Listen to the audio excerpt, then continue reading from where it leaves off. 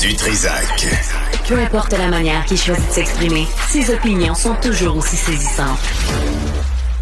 On revient sur un sujet qu'on a traité pendant la saison. Je pense que c'est un sujet qui est important. Je vous rappelle qu'à la fin du mois de mars, notre tête de ramène nationale a projeté l'avant-plan un problème pour les policiers du SPVM.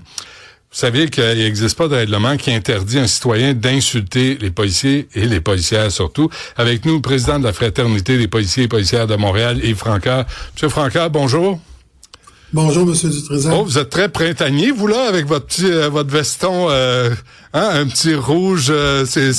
C'est pas très policier, votre affaire, ça. Bourgogne. Non, effectivement, c'est très printanier. Ouais, ça fait pas très sérieux. Vraiment, voulez-vous aller mettre l'uniforme puis on se reparle dans 5 minutes? Non, c'est correct. Dis donc, on s'est parlé à fin mars parce que c'est un sujet, moi, je pense, qui est important. Puis vous m'aviez dit que vos procureurs à la Fraternité est en train d'écrire un règlement à présenter à la Ville de Montréal. 2 mois plus tard, vous en êtes où dans tout ça? Où on en est, c'est que les dernières indications que nous autant de la direction générale de la ville que de la direction du SPVM, la ville est à écrire le règlement présentement. On me dit que ça progresse bien et j'ai une rencontre de cédulée avec la mairesse sur le sujet dans les prochaines semaines. Pourquoi c'est si long? Écoutez, c'est pas à moi qu'il faudrait poser cette question-là. Moi aussi, je trouve que c'est long. Nos policières trouvent que c'est long.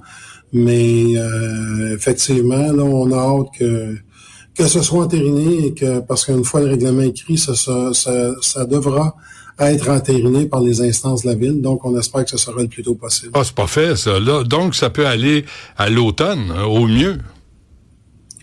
Écoutez, tant que j'aurai pas eu ma rencontre avec la mairesse, je peux pas vous répondre à ce niveau-là pour l'instant. Expliquez-moi une chose, M. Francard. Moi, on m'a toujours dit, puis des gens au SPVM me disaient, c'est le chef, dans ce cas-là, c'est Fadi Daguerre qui décide ce qui se passe au SPVM. C'est pas la mairesse. Pourquoi c'est la mairesse là qui s'occupe de ce règlement? C'est que, disons de façon, le chef de police n'a pas le pouvoir d'écrire un règlement comme ça qui va toucher toute l'île de Montréal. Donc, ça revient à la direction politique et au contentieux de la ville de Montréal. Moi, je continue d'être optimiste. Nous, on est convaincus que la population, on l'a vu lors de l'événement, mais la population est derrière les policiers, puis qui est tout à fait inacceptable de parler à une policière comme l'a fait cet individu-là. Donc, ça prend une législation. Malheureusement, au Québec, quand il n'y a pas de législation, on doit présumer qu'une chose est permise. Donc, on attend avec impatience la nouvelle législation. Je sais pas, Madame Martinez-Ferrada avait dit, nos populations sont différentes à Montréal, notre démographie est différente à Montréal, il faut donc des règlements spéciaux pour Montréal. Alors, si j'extrapole tout ça, M. Francard, ça veut dire que si on vient d'ailleurs, puis on vit à Montréal, c'est acceptable de vous traiter, je dirais pas les mots parce que c'est inacceptable, de tous les noms, de vous insulter. C'est quoi, c'est 2 poids, 2 mesures? Il y a une loi différente pour les citoyens? Disons, je ne suis pas d'accord avec cette affirmation-là et je n'interpréterai pas les mots utilisés par la mairesse, mais nous, on est convaincus que c'est un règlement qui rejoint tout le monde sur le territoire sans aucune distinction. Fait que là, cet été, là, puis je veux parler du projet de loi 13 aussi après, M. Francard, là, mais cet été, là, est-ce que les gens se disent, on va pouvoir encore insulter les policiers du SPVM, comme bon nous semble, pas de conséquences, pas d'amende, pas rien, pas de suivi. C'est pas grave. Comme c'est là, c'est parti comme ça. Malheureusement, oui. OK. Projet de loi 13, là, qu'est-ce qu'on fait, là? Parce qu'il y a une partie qui porte sur les manifestations. Là, qu'est-ce qu'on vous dit, là? Parce que là, les manifestations continuent à Montréal, encore masquées, en bloquant des rues. Alors, c'est quoi le mot d'ordre? Le mot d'ordre, c'est lorsque les policiers voient quelque chose et qu'ils sont en mesure d'intervenir en tenant compte de leur sécurité, de la sécurité des citoyens. Les policiers ont le pouvoir d'intervenir.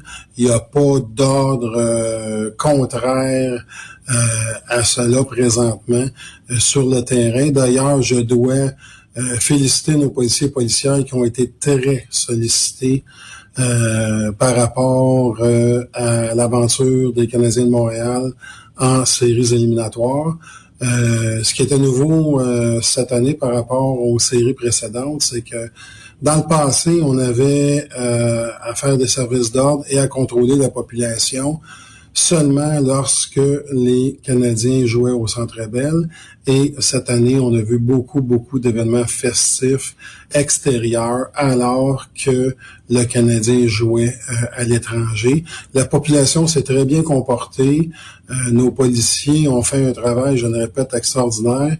Et même pendant la fin de semaine où on avait en même temps le Grand Prix de Montréal, et il y a eu quelques arrestations isolées ici et là, mais il n'y a pas eu de débordement au-delà de l'utilisation de certains feux pyrotechniques qui sont très dangereux lorsqu'il y a une foule. Ça, va falloir que le message soit très clair sur les feux d'artifice qu'on utilise presque comme des armes ou qu'on envoie. On voit ça en Europe. On veut pas voir ça à Montréal, mais j'entends pas vraiment de message clair pour interdire ça. C'est quoi les conséquences si on utilise des feux d'artifice? Si on utilise des feux d'artifice, c'est une amende en vertu d'un règlement municipal. Et si la personne veut persister, nous avons un pouvoir d'arrestation. Je sais pas au niveau des directives. Moi, je peux vous dire qu'à l'interne, les directives sont très claires. Il n'y a aucune tolérance par rapport aux feux pyrotechniques lorsqu'il y a une foule et même lorsqu'il n'y a pas de foule, personne n'est autorisé sur le territoire à utiliser des feux pyrotechniques sans avoir demandé auparavant un permis et que le service d'incendie se soit assuré que c'est fait de façon mais pas dans le centre-ville. On va surtout pas dans le centre-ville. Ben non, ça n'a pas parce que quand ça part du sol, ces feux pyrotechniques-là, on ne sait pas où ça va arrêter. C'est un nouveau phénomène, ça? Oui, c'est un nouveau phénomène, honnêtement. Malheureusement, parce que je le répète, nous, notre mission dans ces événements-là, c'est d'assurer que le citoyen normal, monsieur, madame, tout le monde, puisse manifester, faire voir, dans le cas des séries éliminatoires, faire voir sa joie de vivre, son support aux Canadiens de Montréal, et ce, en toute sécurité, conformément à la Charte canadienne des droits et libertés sur la liberté d'expression. OK, 2 dernières affaires, M. Francaire. Là, vous m'aviez parlé des voitures, il manquait des autopatrouilles. On s'est parlé souvent des caméras corporelles. Qu'est-ce qui arrive avec ces 2 dossiers? Bonne question. Je vais vous répondre la même chose que la dernière fois. Pour la première fois, une administration montréalaise a débloqué les budgets nécessaires pour les caméras corporelles, c'est-à-dire une 40aine de millions de dollars de mémoire. À notre connaissance, il n'y a pas de projet de déploiement en cours présentement.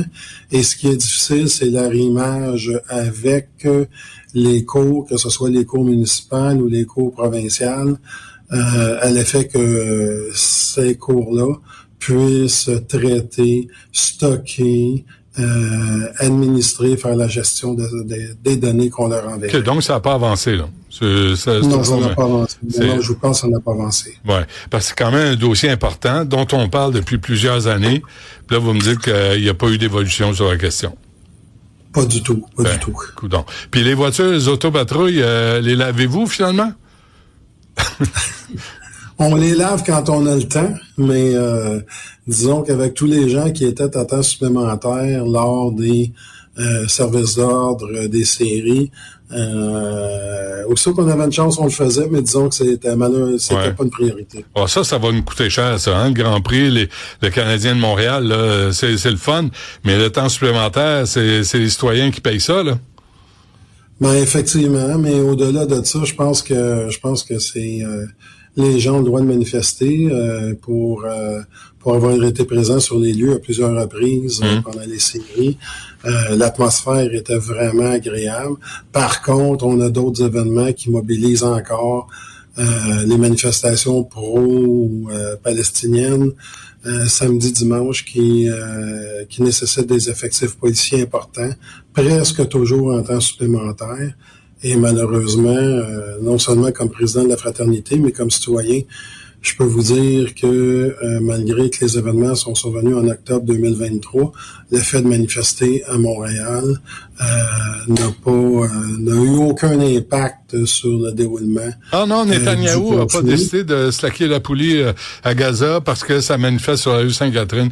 C'est complètement débile. Avez-vous un chiffre là en termes de millions de dollars ou de centaines de milliers de dollars en temps supplémentaire à cause des manifestations pro-palestiniennes et parfois pro-Hamas? Depuis octobre 23, c'est clair là, que c'est plusieurs millions de dollars, je dirais même plusieurs dizaines de millions de dollars pour les citoyens et citoyennes de Montréal. Tout ça pour une cause là, sur laquelle on n'a aucune influence. C'est assez extraordinaire.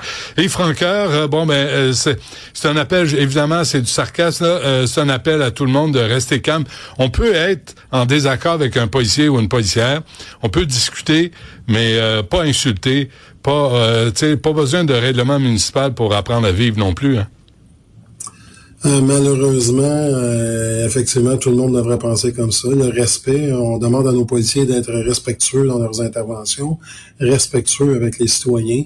Donc, nous autres, comme policiers, comme policières, on s'attend à la même chose. Et Francoeur, merci. À la prochaine. Merci, au revoir.